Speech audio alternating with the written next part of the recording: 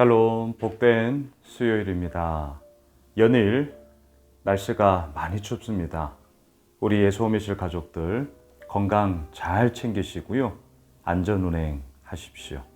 오늘은 요한복음 7장 53절로 8장 11절 말씀, 예수와 여자만 남았더라, 이 제목으로 하나님 말씀 나누고자 합니다. 우리는 어제 초막절의 끝날 두 가지의 의식이 있었다 말씀을 드렸습니다.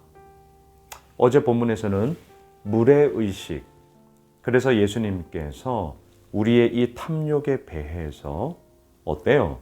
생수의 강이 흘러나오리라.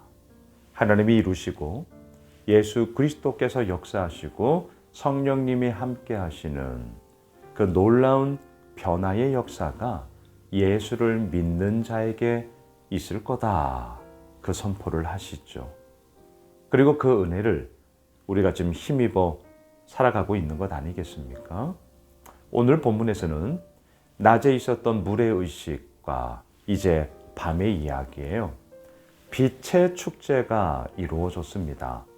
초막절 마지막 날 해가 뉘우치면요, 이제 등불을 예루살렘 곳곳에 밝혔습니다.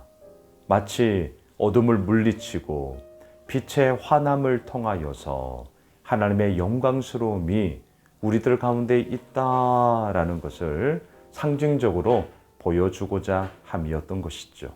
그리고 또한 그 절기의 마지막 날을 축제로 인하여 큰 기쁨과 그런 감사함으로 사람들이 마지막 시간을 보냈습니다. 53절, 8장 1절 두 줄을 보십시오. 다 각각 집으로 돌아가고 예수는 감람산으로 가시니라. 명절의 끝날에 모든 축제가 마치고 사람들은 뿔뿔이 자기 집으로 돌아갔습니다. 하지만 예수님은 어디로 가셨어요? 감람산으로 갔습니다. 사람들은 자기 집, 집은 어떤 의미예요? 평안함, 또한 자기의 모습을 있는 그대로 다 마음껏 드러낼 수 있는 곳. 네, 그곳이 집이죠. 자신의 모습이 있는 대로 다 표출되는 곳. 반면에 예수님은 감람산으로 가셨습니다. 감람산은 어떤 곳이에요? 예수님께서 기도하던 곳이죠. 너무나 대비되지 않습니까? 사람들은 각각 자기 집으로 돌아갔어요. 그곳에서 자기 마음대로 그렇게 시간을 보내겠죠. 하지만 예수님은 감람산으로 가셨습니다. 기도하기 위함입니다. 하나님께 엎드리기 위함이었습니다. 너무나 대비돼요. 그런 가운데 무슨 일이 펼쳐지느냐? 3절로 내려가 보십시오. 서기관들과 바리새인들이 음행 중에 잡힌 여자를 끌고 와서 가운데 세우고, 한 사건이 벌어집니다. 음행 중에 잡힌 여자를 끌고 옵니다. 그리고 성전 가운데 떡하니 세우는 겁니다. 이거는 이제 하나의 사건을 만들어 보겠다는 이들의 꿍꿍이가 들어있는 거죠. 4절을 보십시오.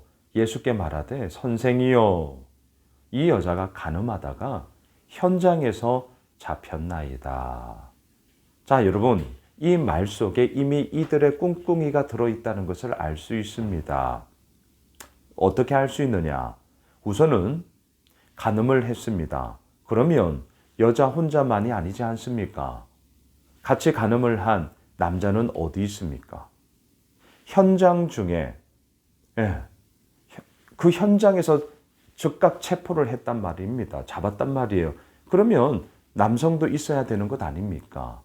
그런데 남자는 없어요.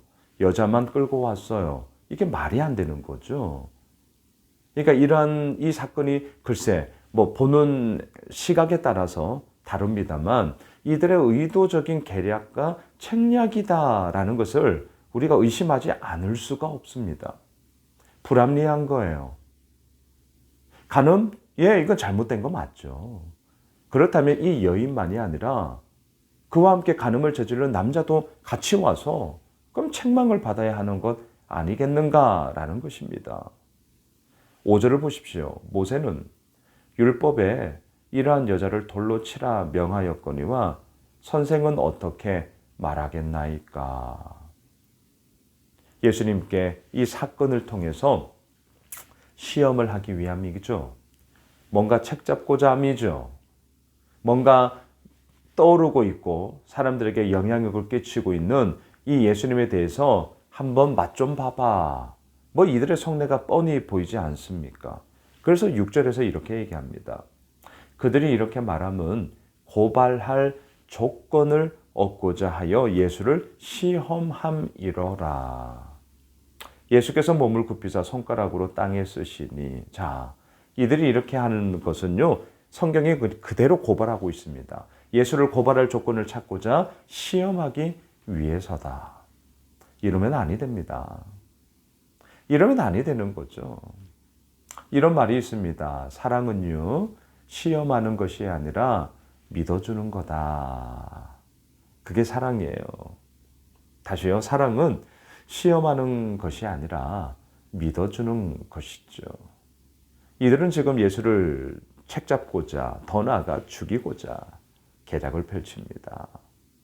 이 사건에 대해서 어떻게 할까 시험하고 있는 거죠. 그리고 한번 맛 좀 봐라 이거예요. 그러자 예수님의 반응을 한번 보세요. 몸을 굽혀서 손가락으로 땅에 뭔가를 써요. 자, 우리는 이제 이런 게 궁금하죠. 도대체 뭘 쓰셨을까? 몰라요. 기록되어 있지 않습니다. 기록되지 않았어요.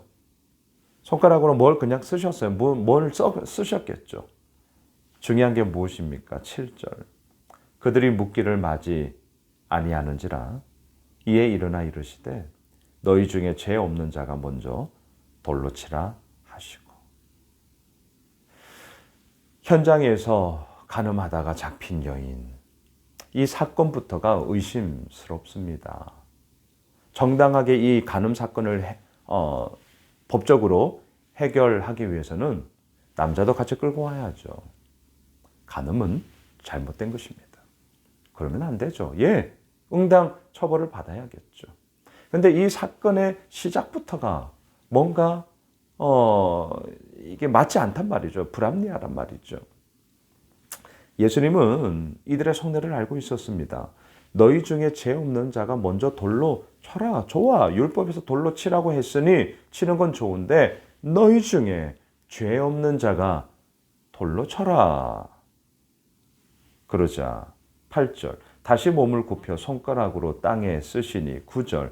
그들이 이 말씀을 듣고 양심의 가책을 느껴 어른으로 시작하여 젊은이까지 하나씩 하나씩 나가고 오직 예수와 그 가운데 섰는 여자만 남았더라.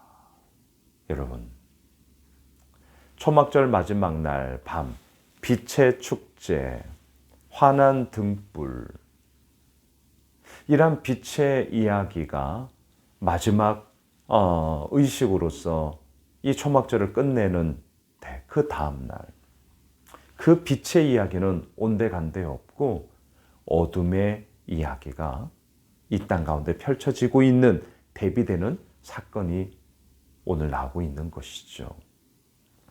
가늠한 여인, 여하튼 잘못한 겁니다. 이거 어둠의 이야기죠. 또한 그 여인을 체포하면서 예수님을 시험하고자 하는 이들, 어둠이에요. 잘못한 것이죠. 하지만 그 어둠과 짙은 어둠의 세상 가운데 진정한 빛으로 오신 분은 예수님이십니다. 나는 세상의 빛이다. 이 어둠을 밝히시죠. 그리고 말씀하십니다. 너희 중에 죄 없는 자가 돌로 쳐라. 죄 없는 자 누가 있겠습니까? 우리 모두 죄인이죠. 그리고 그 죄의 문제 앞에 우리는 날마다 몸부림을 칩니다. 주의 은혜가 아니고서는 우리는 정결할 수 없습니다. 순결할 수 없어요. 오늘도 그 은혜를 구할 수밖에 없는 것이죠. 하나하나 다 떠났습니다. 그리고 어때요? 오늘 말씀의 제목, 예수와 여자만 그 자리에 남았습니다. 여러분, 결국 우리의 삶의 결론이에요. 뭐만 남아야 할까요? 무엇을 남기고 싶습니까? 예수오매술교회 목회를 하고 있습니다. 앞으로 얼마까지 할까? 예. 하지만 저의 결론으로 남고 싶은 게 있습니다. 저의 목회가 마무리가 되고 은퇴를 하고 그 가운데 저의 결론, 예수와 나만 남았더라.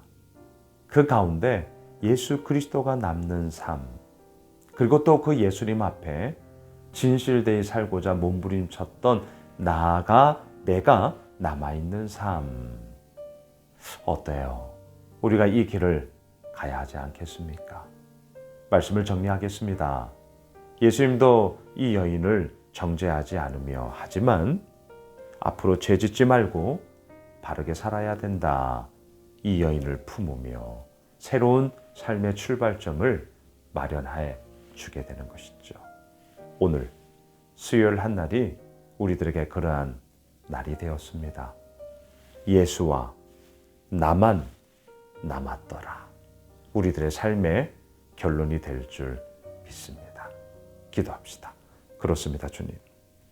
예수와 나만 남았더라. 그 남은 자리에 예수의 이름이, 또한 그 예수님을 신뢰하며 예수님을 온전히 믿고자 오늘도 몸부림치는 내가 남아있는 삶으로 아버지 앞에 나아가고 싶습니다.